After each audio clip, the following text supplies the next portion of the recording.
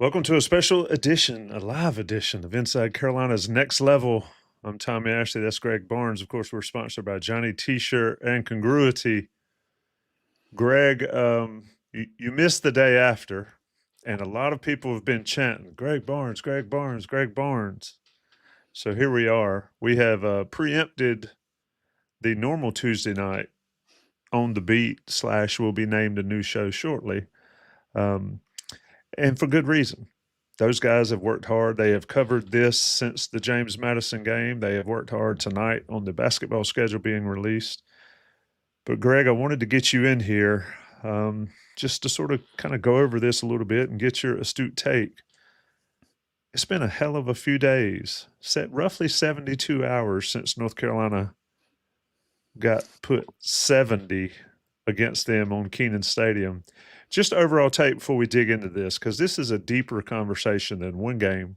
It's a deeper conversation than one locker room, and I want to get into it. But just how you been the last couple of days, Greg? It has been something to watch, Tommy. And as you said, I want to give a shout out to Adam and Jeremiah and everybody involved with the IC crew who's done a fantastic job reporting on this. And just for people to have a little bit of background, we learned a long time ago that you have to have multiple sources to run any kind of significant news. And so if anybody thought that maybe IC had just one source on the news coming out of the locker room, you would be wrong.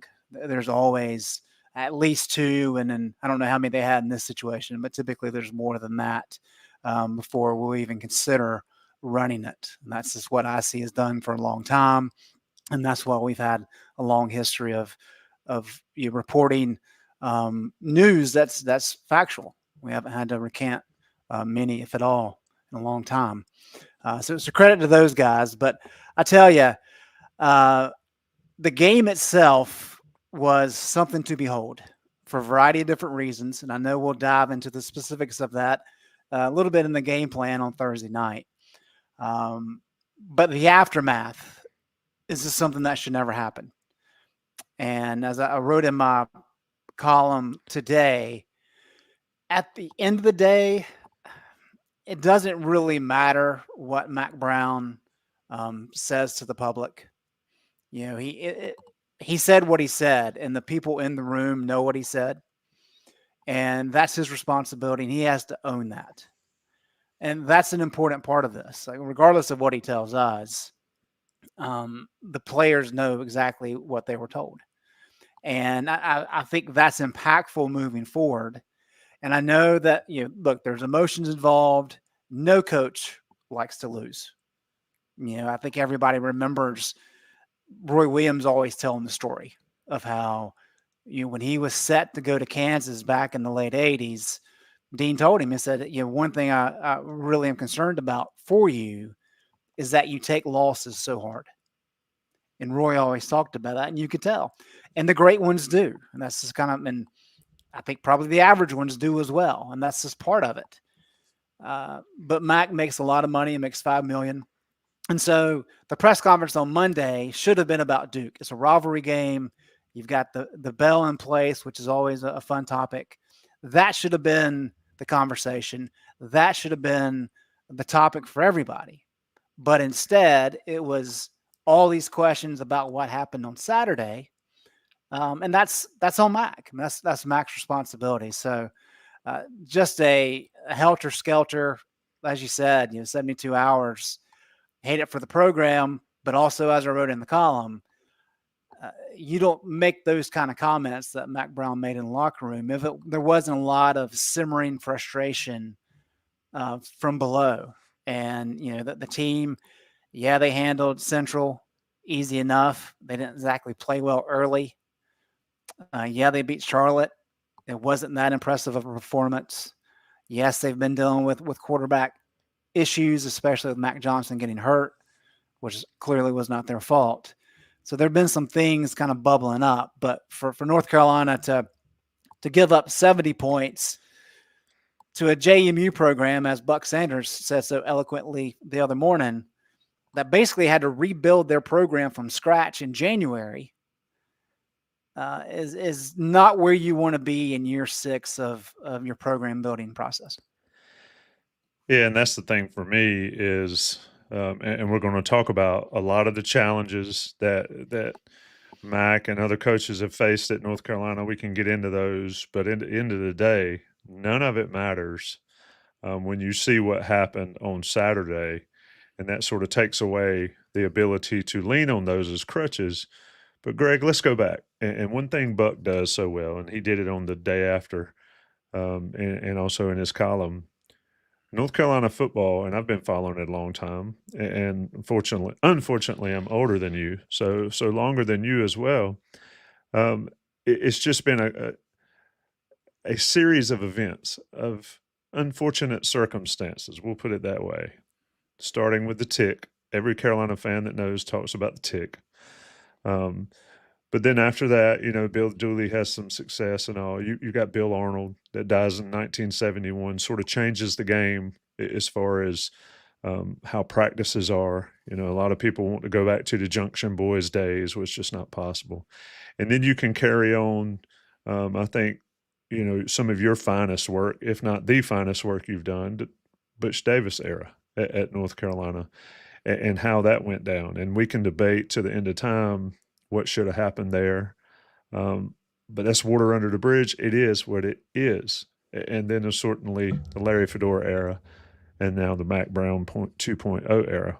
And notice I skipped over Mack heading to Texas in 97, 98, which is another one of those unfortunate events that happened in North Carolina football.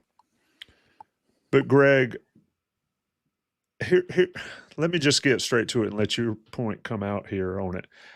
I kind of view all of this as challenges, and a lot of people say, well, it's a challenge. It's not an excuse. It's facts. But how big of challenges are these things to build a program from what you've seen covering this stuff for years? And as far as what should expectations be at a bare minimum, knowing these challenges? I have my thoughts, but I want to give you the opportunity to sort of speak to them first, because I don't want to let mine jade the conversation a little bit. Well, I think we do have to go back a ways, and I think some people are probably going to disagree with me on this, and I understand it because there is that history where so many football fans are jaded, and for good reason. You laid out a lot of them. The Mack Brown, when he left, I believe he was making $275,000 at the time in the fall of 1997. That tells you where we've gotten to in, 27 years? Bill Guthridge had just taken over for Dean Smith, and Bill Guthridge was making $1 million as a first-time head coach. Granted, he was a long-time assistant to arguably the best coach who ever lived. But still, Mack was in the midst of having 2 top 10 teams in a row. And as Mack has said, and I know it's Mack's version of events, but we have gone to prominent boosters who were boosters at the time, and they have confirmed all of this. But he went to Dickey looking for a match to get to where Bill Guthridge was. And initially it was denied. Boosters found out about it, went back and said, hey, we've got to do this to maintain our football standing. We're in a good spot. Dickey agreed to match that at $1 million. And then according to Mack, Bedore made the comment along the lines of, if you want to be important in football, you need to go to Texas. And so Mack decided to leave. And people talk about Texas having way more money. They do, of course. But at the time, according to Mack, in his autobiography, he was only offered like $750 at Texas initially. So it's not like we're talking about an insurmountable amount of money for North Carolina to be able to match that. Regardless, that really encapsulates the issue that was at North Carolina at the time. And for good reason. People need to understand that dating back to even like 2000, ACC distribution was less than $10 million per team a year. It was nothing. And the ACC was paying out more than anybody nationwide. So basketball was king. The ACC committed to basketball, and it was working. It was fine. Well, then as you get into the 2000s, of course, football explodes. The SEC and the Big Ten really channel their focus there, and here we are. You mentioned the Butch Davis situation. Look, there are things that went on under his watch that should not have happened. I maintain to this day, part of the issue there is that the boosters after the John Bunning fiasco, and John should probably have never been hired, but after that fiasco, a lot of the boosters said, look, we need to make a dedicated hire and really try to elevate the football program. And so they got Butch. Unfortunately, the administration did not match that level of desire. And one of the key factors in that, in my opinion, is that as we were starting the NCAA investigation, reporting on it, you see that Carolina only had like 2 or 3 compliance officers at the time. Alabama had 8. So you're saying, wait a minute, Alabama is over here winning national championships, and they've got plenty of people to police everybody on the football program. Carolina didn't have that. Now, that's 2010. The iPhone came out in 2006. So this is very early on in the iPhone social media era. I know some people watching may have a hard time believing that, but that's the truth. And then it just kind of goes on from there. But Bubba comes in. Bubba, of course, cut his teeth at Notre Dame. He understands the impact and the value of football. And so there has been this big shift over the last 10 to 12 years since Bubba arrived. I guess he arrived in the fall of 2011. For Carolina to finally start embracing football the way it needs to in order to be competitive and in order to be attractive to some of these media deals that pertain to football. And Carolina has made strides over the last 12 years. I think that's very important. People, because of the history, may not see that. And let me give you these numbers real quick because people always ask, well, how do you know that they're actually doing anything to improve football? I'll tell you about the quotes from people that matter in a few, but I just want to throw these numbers out before I give it back to you, Tommy.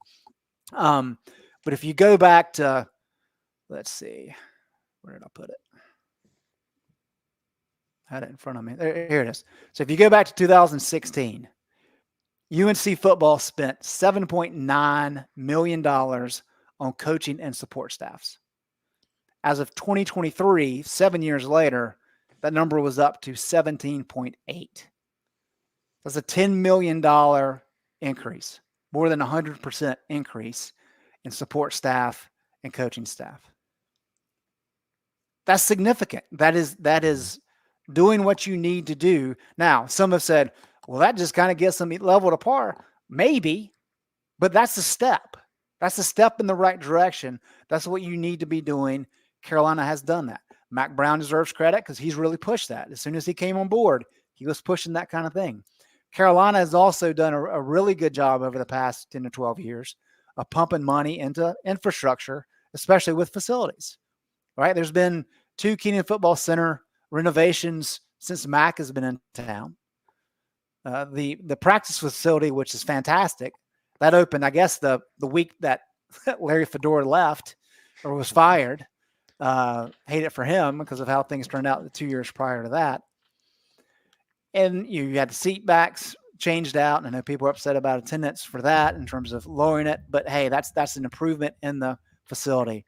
So there have been upgrades both in facilities and in coaching payments that are defined, that are tangible. We can actually see that and say, look, these are dedicated efforts to improve in the football realm. So I do think there's been a significant shift, and I think that's important moving forward. Yeah, I think that, yes, there are challenges. We know those. You've laid out the financial ones. There are other ones. There are cultural ones where certain people just don't believe. I mean, Buck highlighted the column in the Daily Tar Heel 50, 60, 70 years ago, talking about basically in 5-year-old language that Carolina had jumped the shark hiring a coach like that back before the tick got them. The issue, though, is that that's not what got us here today in the last 72 hours, Greg. And that's what I want to talk about with you and why these complaints and these challenges fall on deaf ears to the fan base and all. And I think this is the key to the whole argument about Mack is yes, you have challenges. Yes, you have these and that. But the admin comes back with, we've done this for you, and yet we as in University of North Carolina are still losing games and putting a poor product on the field that is unrelated to the challenges that you discuss. At least to me. That's where I want some guidance from you here. James Madison did not have a football team in January. They were all gone. They built a football team and ran Carolina off the field. Virginia last year, Georgia Tech, Florida State when they stunk and came in. Mack has had all of these challenges, but Mack has failed to meet the burden of at least producing a competent football team that is consistent not only in play, but in effort. They've been wonderful in the academic side of it. They've got great APR and all that, and that is 100% a great thing. Kids don't get arrested. Kids don't, get on the police blotter. We probably don't talk about that stuff enough, but I don't talk about what didn't happen. We talk about what does happen, and that's the nature of the beast. Everybody freaked out. Has freaked out every time a North Carolina player has gotten in trouble, and it's all over the local news and all that. That's just how it works. But Greg, to my point here, at what point do we realize that what is not working is not working because of some other issues rather than the challenges they face? Does that question make sense at all? It does. No, it does. And I think that the challenge of this is everything that's out there in the future. And we can dive into this in a bit if you want to, with the potential of conference realignment, the fact that there's actually now appears to be some movement in the ACC in terms of handling the grant of rights outside of the lawsuits. That's big news. That was going to be probably the topic of my column today before all this stuff started the last 72 hours. Yeah, we had a lot of stuff planned this week. Yeah. That would have been great news, but for, yeah. Hey, that's life on the beat, right? That's just kind of how it goes. So there's a lot of complexity involved here, and I think it's important, and people are going to see this as me defending Mack, and maybe I am, but I think it's important to lay out these things. Some of those things I mentioned earlier about the fundraising for the KFC renovations, Mack drove a lot of that, especially when we're talking about dealing with COVID and everything coming out of that. Rams Club did a really good job raising funds to offset some significant potential losses for that athletic department. And Mack played a role in that.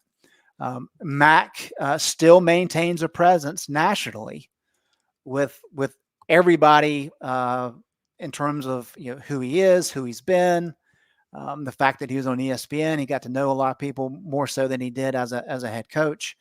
So he carries a cachet about him. And then more specifically to UNC, he's got the second most wins in the ACC since he returned to Carolina since 2019. I don't think enough people give him credit for that. So all these things need to be taken into consideration. Now, to your point, has the product been what people thought it should be? And the answer is no. When Matt came back, he talked about, finishing business from when he was here previously. That obviously has not happened. His last couple of teams in Chapel Hill and Mack 1.0, those teams probably would win the ACC the last couple of years. It just so happened that they had a powerhouse team that was basically like Georgia now in the ACC and Florida State. And that's the truth. But Carolina has not gotten back to that point. And I think a lot of people had the expectation when Matt came back that, hey, this would happen.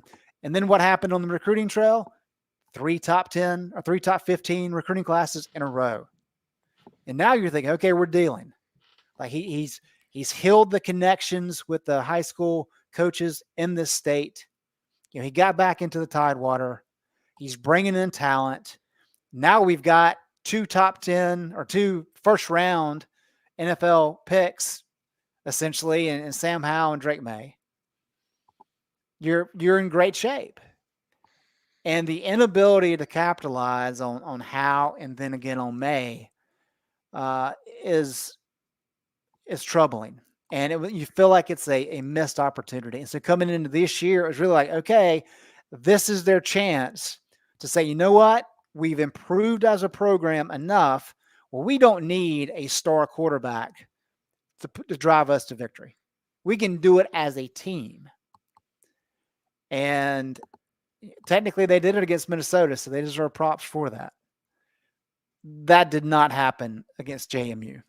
And it's to get 70 points hung on you is a problem, as I said, in year 6.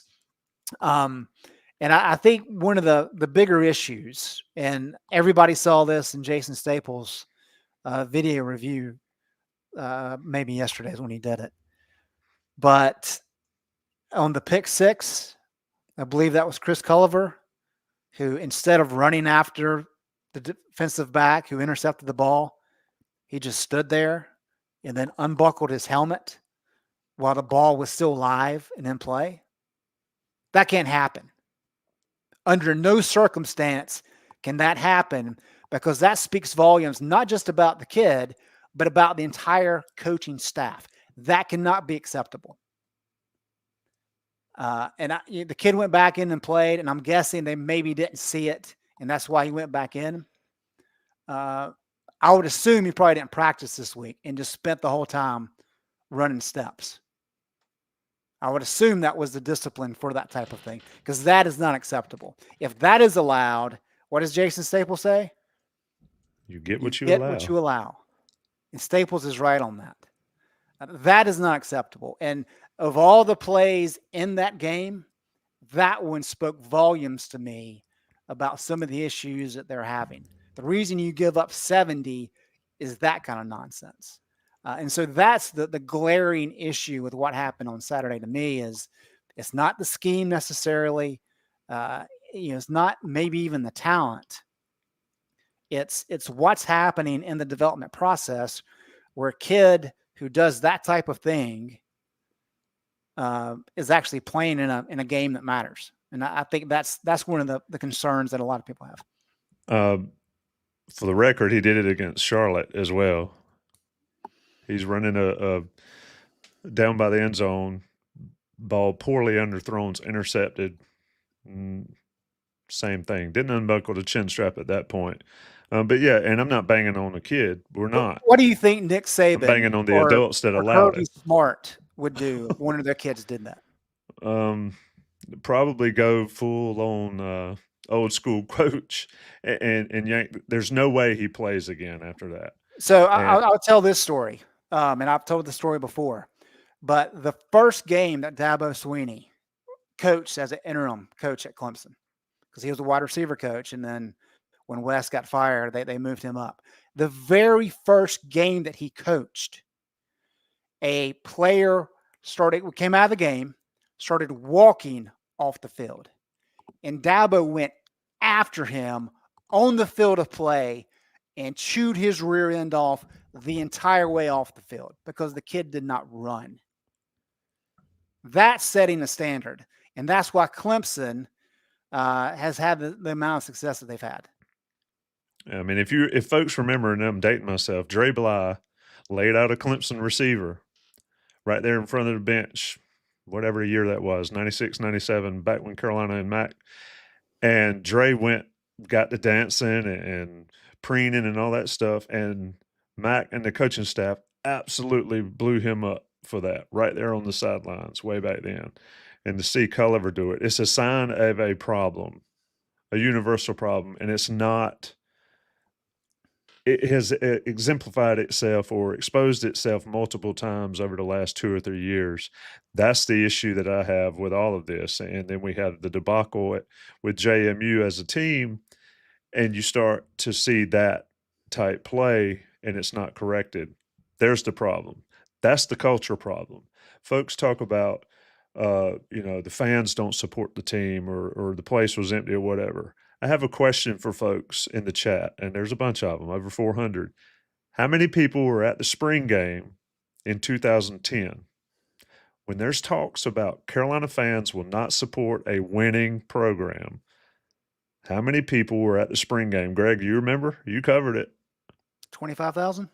At least. There was an entire side of Keenan Stadium packed for a spring game with Butch Davis. And Butch Davis didn't win anything of note, didn't beat NC State. But the fans came because they had that hope and they had the belief that that was going to be the thing. So when you see the stands empty against James Madison and against Central and Charlotte, remember 25 to 30,000 at a spring game when the Carolina football fan base was brought in or asked to join or wanted to be a part of it. It can happen, people. And it is not a cultural issue. It is a winning and it is a product issue, in my opinion. Go, Greg. So a couple things here. Number one, Bubba has said when Adam Smith talked to him back in the spring, Bubba's primary point, well, he had 2 points. One was that Carolina does play big time football, and the fact that they've been to a couple conference championship games speaks to that. I think we can all, bicker with that point.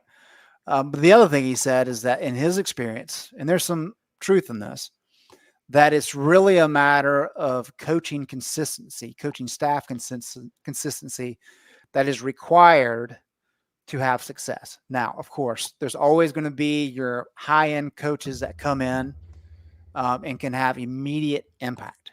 And that's what the fan base clearly wants, understandably. No question about it. But if you don't get the high-end, top-level guys, and they're not in your range, then that's probably a safe approach. From there, you go to the conversation of, okay, well, Mack Brown's now 73. From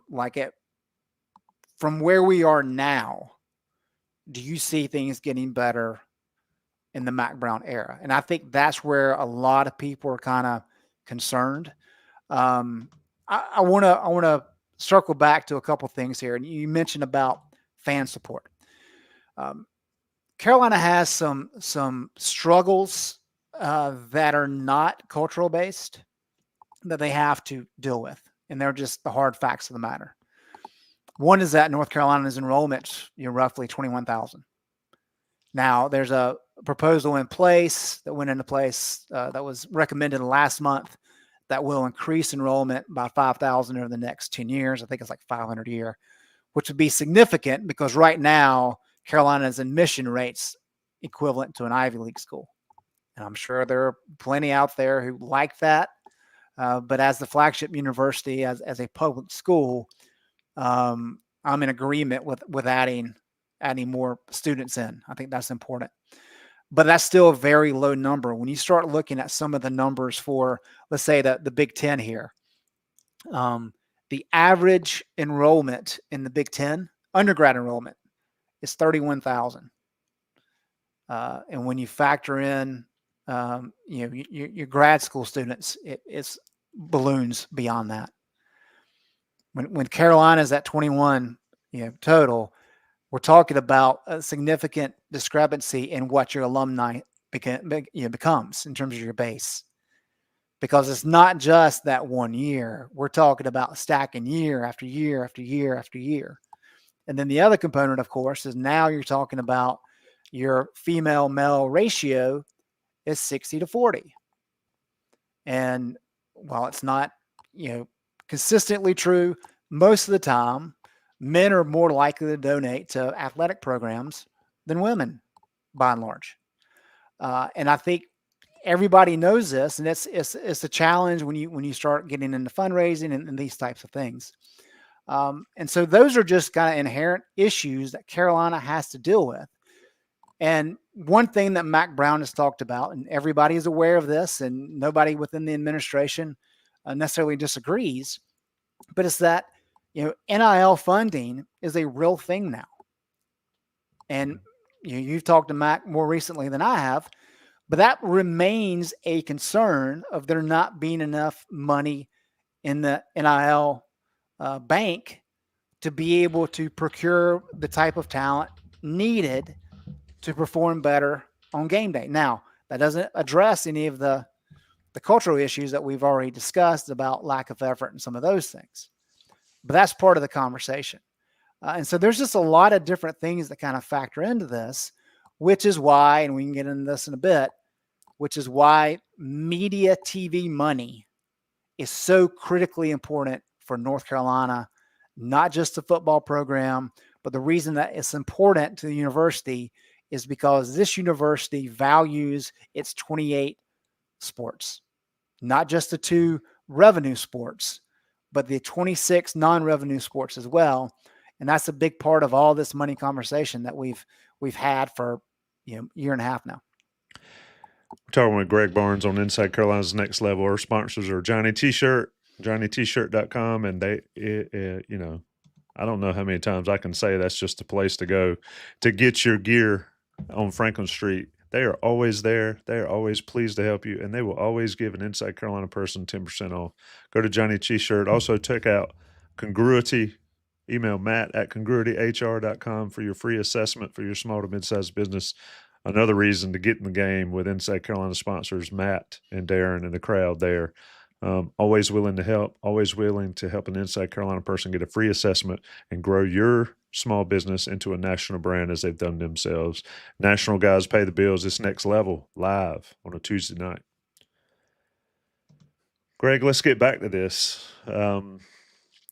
I have a question for you. The Rams Club and their ability to connect to the normal Carolina fan.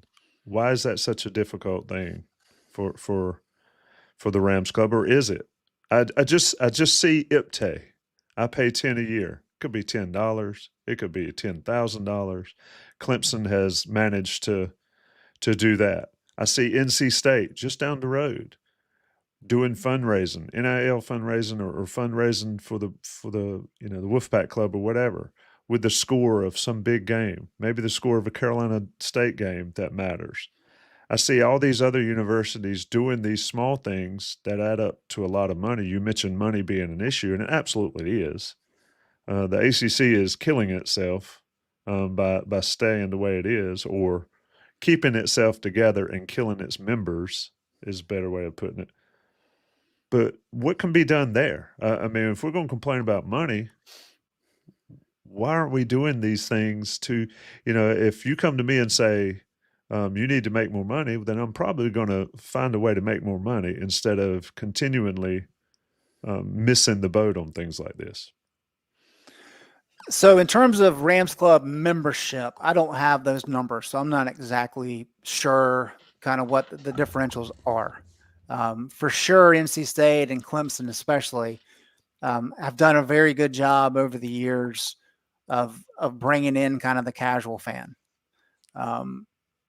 Whether or not the Rams Club has done that, just from what people have said, maybe not as much as maybe they could have. But again, I don't have those numbers in front of me. What I do know, and I think this is important for people to understand, number one, the Rams Club has done a very good job raising money for scholarships. A fantastic job, hundreds of millions of dollars in their endowment for scholarships for Carolina athletes. That's important. They've also done a good job of paying down some of the facilities debt of the athletic department down. I think it's now about $100 million. And then the other part of that is when you start talking about NIL, you have to remember that universities could have no involvement with NIL until April of this year. And even still, the Rams Club is not set up to handle any type of NIL disbursement. That's strictly through the Carolina NIL program that was announced on August 1, which does fundraisers and those types of things, and sets up contracts with local businesses and any types of sponsorships, those types of things. And so while the Rams Club is in place, and because there's a connection now, there are meetings between Carolina NIL folk and Rams Club folk on brainstorming ideas for fundraising, those types of things. they're still not integrated for a reason. And we'll save this topic for another show. But the house settlement deal that's coming down the road, even though it just apparently was just kind of pushed back. So it'll certainly be in 2025 at the earliest. But that has a possibility of kind of disrupting all these different groups within the university system. So, yeah, I don't know how to answer your question, Tom. If I had the numbers, it'd be pretty easy to kind of lay out. I do think that part of the issue that we've talked about before is that because of the TV revenue that comes in, like the SEC and the Big Ten, they're able to use a lot of that money to push towards facilities. Carolina is not in that situation. And so what Carolina has to do is they have to go to their boosters. And there is overlap there. So you go to your boosters for facilities. You go to your boosters for scholarship. You go to your boosters to buy out Larry Fedora's contract or whatever it may be. And now we have this additional part of NIL where Mack Brown's harping on the importance of it. And he's out there working on it too, right? I mean, he had the Eric Church event last year. He's doing what he needs to do to stress that point, and which is what he should be doing. John Pryor, chair of the board of trustees, when I sat down with him back in the spring, he harped on the importance of NIL and how fans that really want a successful football program need to consider donating to that cause to help bring in the necessary talent. So, yes, money is an issue. It's going to continue to be an issue. If you can get more money out of your donors, sure. But I don't really know exactly where the Rams Club stands on a lot of those things, especially with membership count. Yeah, I mean, and I'm not saying they don't do a wonderful job supporting 28 sports and the scholarships. That is a big, big deal. And like some people are saying in the chat, you can join the Rams Club for $100 a year, and students can do it for less than that. I'm saying it needs to be a more inclusive thing that really, really pushes for, I think it's a slur, but people say Walmart fans. We'll say fans that didn't go to school there. I think the push needs to be universal in that regard. And I don't see it happening as much as it should be. I could be wrong, but to your point, they have done wonderful, wonderful work elsewhere. Let me Greg, let me add this about this conversation, because I happen to have some dialogue with some IC members the last couple of days about football and where basketball kind of stands. And of course, there's a lot of basketball first fans of the university. And I think this is where it's really important for people to understand the differences involved and why TV money is so important these days. For one, some Carolina fans have even offered that, hey, maybe Carolina just needs to kind of go their own way and focus on a basketball first conference, such as the Big East. And one of the reasons that's a conversation worth having is for how detrimental that would be to the university athletic department as a whole. Because if you look at programs like Villanova, which has got a strong basketball history, you look at programs like Georgetown, St. John's, Gonzaga, right? These are programs that you all know as elite basketball programs, or at least Georgetown was at one point.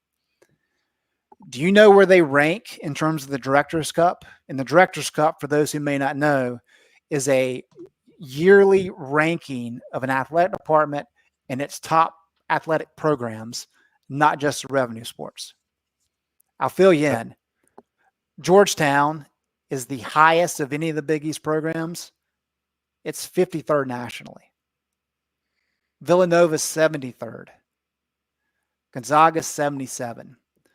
The worst ranked ACC team is, I believe, Georgia Tech, and they're 80th. Of the top 50 schools, I think there's 2 Ivy League programs who have endowments in the billions. There's only those 2 schools that are not football primary conferences. So the Power Four, or what used to be Power Five. So what I'm saying is, if you have interest in supporting all 28 North Carolina sports, you focusing your attention on football in terms of driving funds is essential to making sure you have good track and field teams, good lacrosse teams, soccer teams, tennis, whatever it may be. That's critical, because once you take away the football money, which is where everything has gone now, it all goes downhill.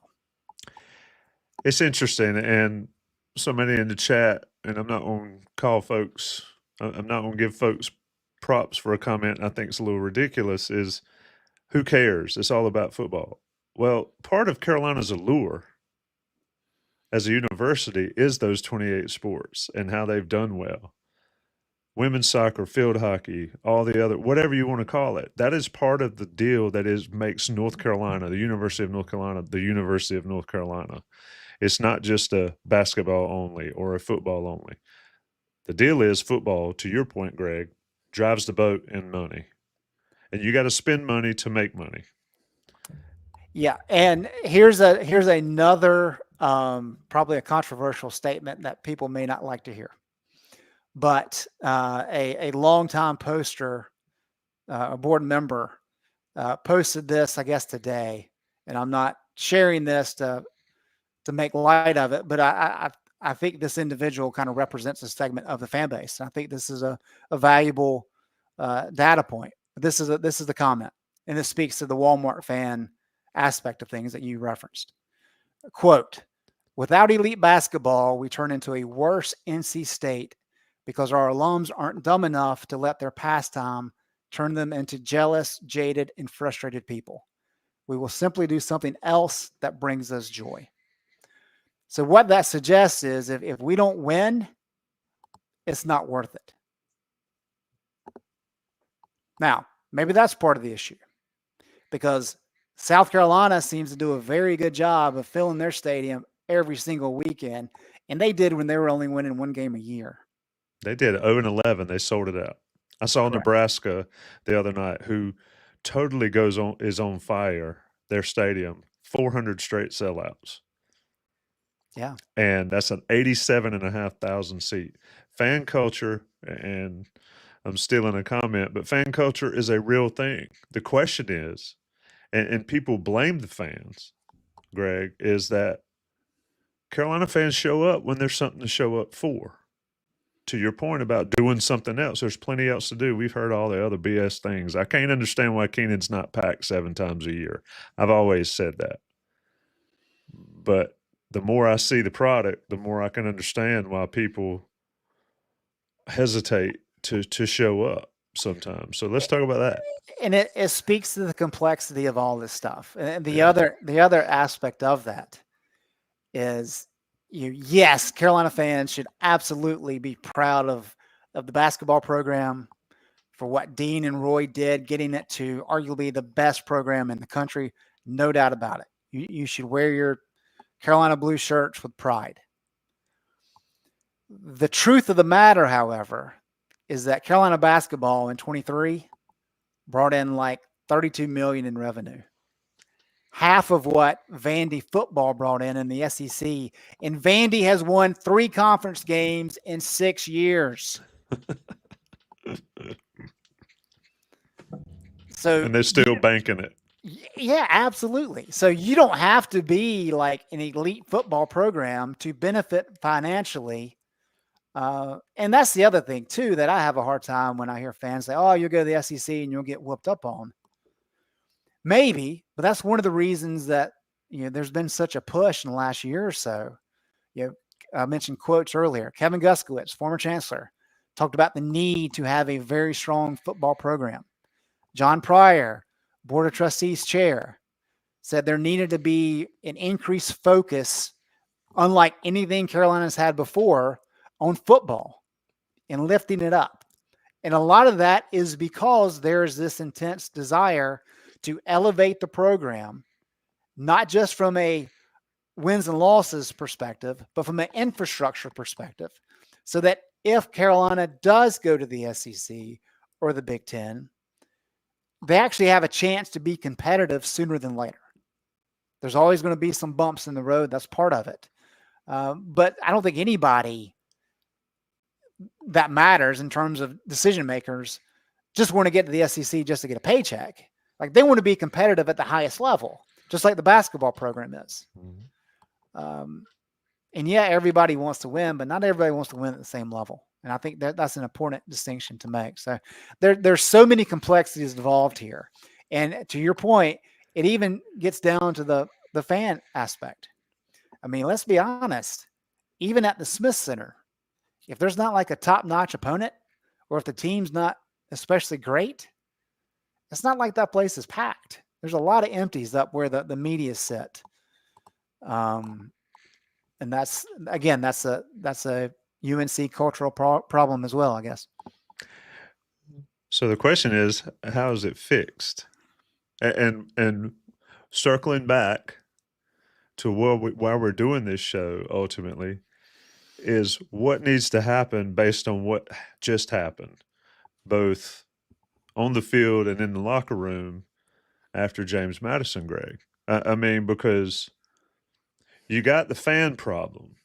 I've given you examples that the fans show up when there's hope and there's something to cheer for. They're not consistent. None of us are, across the board. I mentioned Nebraska. I mentioned You mentioned South Carolina. Those places, folks say there's nothing else to do. Blah blah blah. I get it, but what needs to happen for Carolina football, and what is happening with Carolina football to change that, to get back on a track where there is that hope and not just the despair of, quote, here we go again, and over and over and over. Fans will point to things such as, for football, as improved tailgating, because you're not shutting down the quad and having a Ole Miss Grove situation.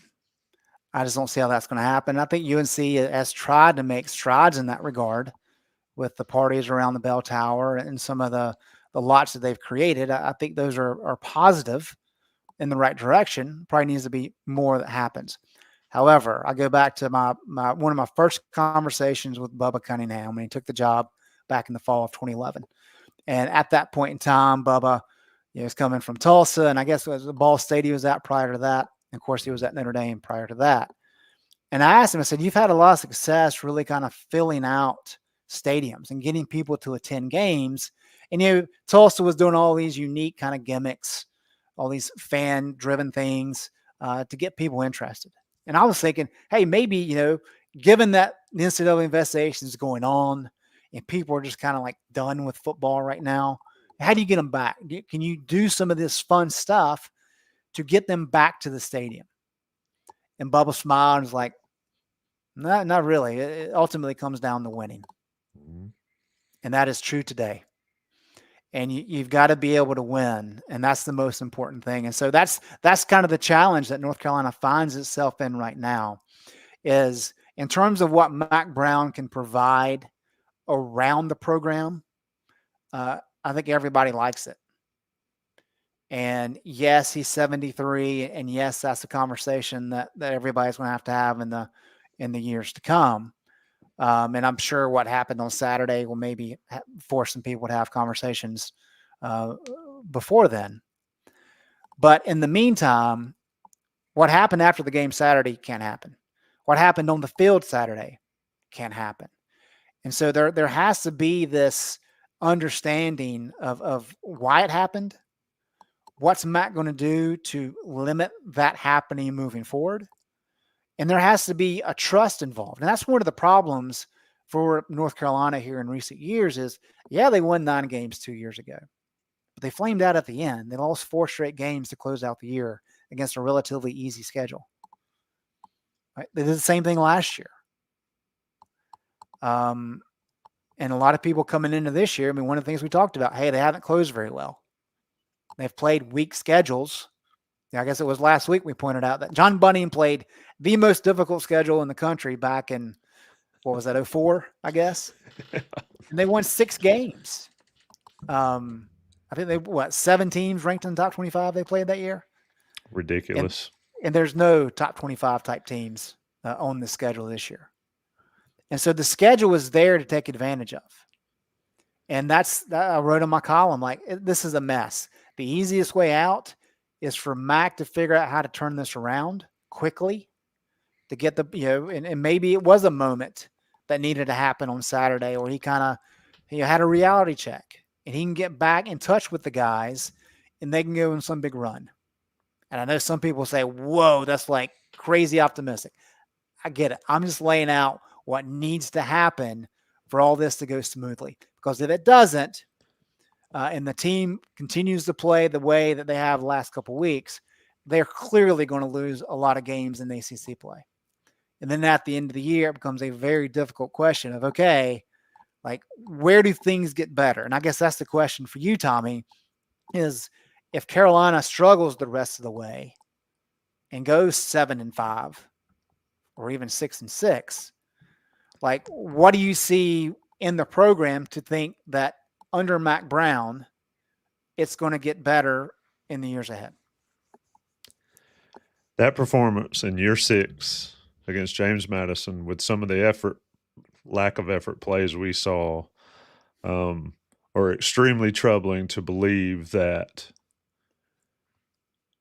it can be changed with what is currently there. And that means Mack. I mean, they've changed everybody else. They've changed defensive coordinators. They've changed nearly every coach on staff. And it's still the same issues that have always been there. And as you know, and there's a couple more questions I want to ask you, but as you know, somebody has to fall on the sword. And if you change all the light bulbs in the house and the power still doesn't come on, it's not the light bulb. And that's where I'm at there. And I thought, after hearing what we heard on Saturday, that was going to happen right then. Do I think that's the best thing for the program? I don't necessarily think so. And I'll tell you why I think that. Players need consistency. Players need, like Jason said, players just have to go to work. They just want to go to work, do what they're supposed to be, with the hope of earning some cred to have a future doing what they love to do. And you don't play football at a high level if you don't love it. And so that's the disappointing part watching all this, is seeing the players being thrown in sort of a blender by the adults. And I've had that problem for a long time watching Carolina football in any sports. It's the adults, it's not the players. If a player doesn't do what he's supposed to do, and he doesn't do what he's supposed to do multiple times, that's not the player, that's the coach. And that's what we've seen too much with this team. And James Madison was just another bad manifestation of that. And so that's where I'm at. It's either fixed or it's not, and it hasn't been fixed yet. And every lever's been pulled. Go ahead. And I think it'll be interesting what happens this weekend. If they come out and play, I think this is a game where sometimes we say, hey, they don't necessarily have to win, but they have to play well. I think this is a game where they have to play well and they have to win to make anybody believe that there's potential for this team this year. And beyond that, if they lose and don't play well at all, whatever patchwork, agreement the team came to over the last couple of days about moving forward, that's only going to be stressed more. And how does all this kind of hold together? So I think Saturday is just critically important for the team to play well and to win. I think it's critically important for Mack for those things to happen. Yeah, 100%. I think it's critically important for the Carolina football program, period, that happens. Greg, let me ask you a question. What do you think about the circling of the wagons and players not being available? I mean, you've done it. You have a thought on it. I think it's ridiculous. I think it's a very big tell on all of this. But what do you think about it? I've never seen it before. Yeah, I think it's a tell too. I think the fact that it happened after the game, initially everybody thought, well, they just played so bad. which even then people are like, wait a minute, like Fedora had some really bad losses, and we still talk to players after games. I talked to players after Carolina lost to Furman 28-3. Yeah. I talked to them after they got their butt kicked by Houston.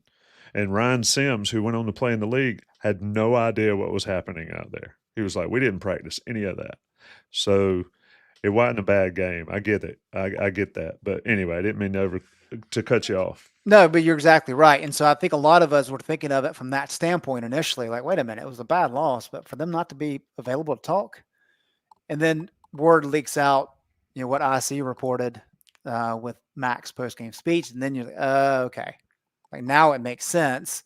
And then for them not to be able to talk any this week, I think it just kind of further confirmed that there were some legitimate issues there.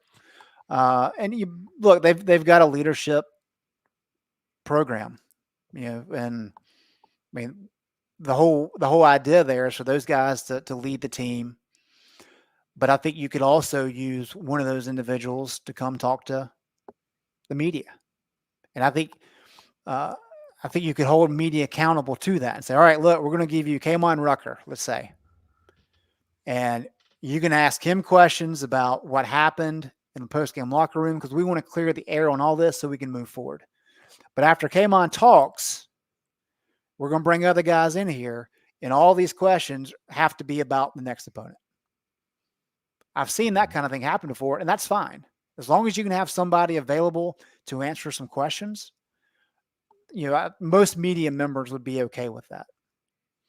But they didn't choose to go that route. And then the fact that Bubba Cunningham has not returned requests for comment as well, I think is interesting. And I don't know exactly who was there on Saturday.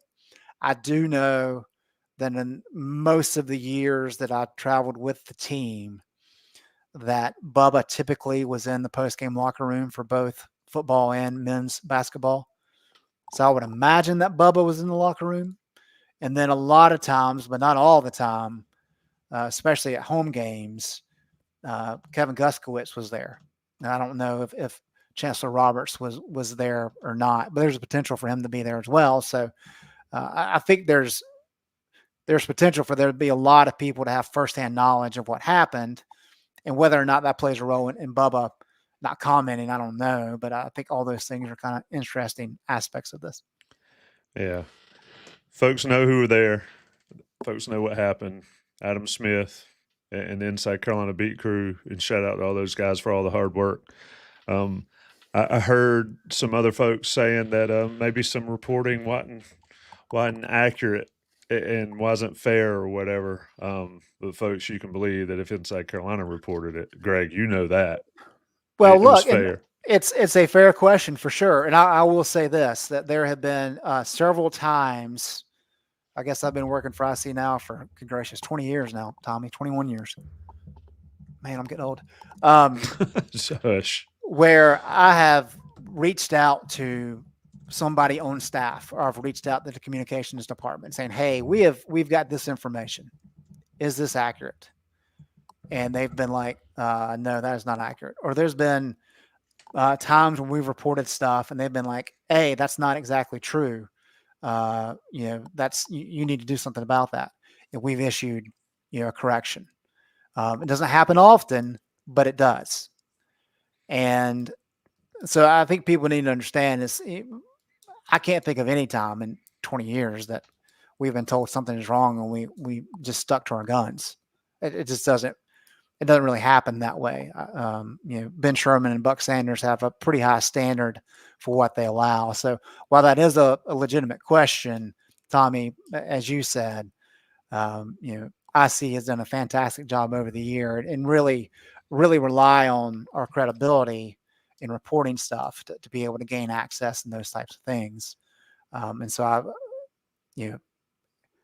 as you know, the entire IC staff feels very confident with what was reported after the game on Saturday. Absolutely. It's been Inside Carolina's Next Level. Greg Barnes, the best in the business.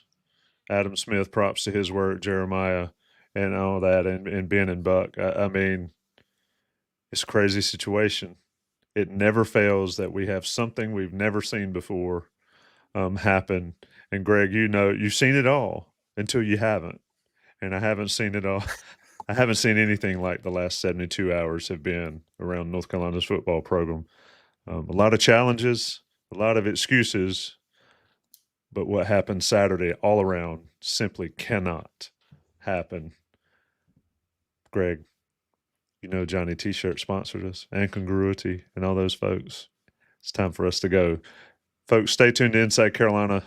Duke, Carolina, 4 o'clock in Wallace Wade Stadium.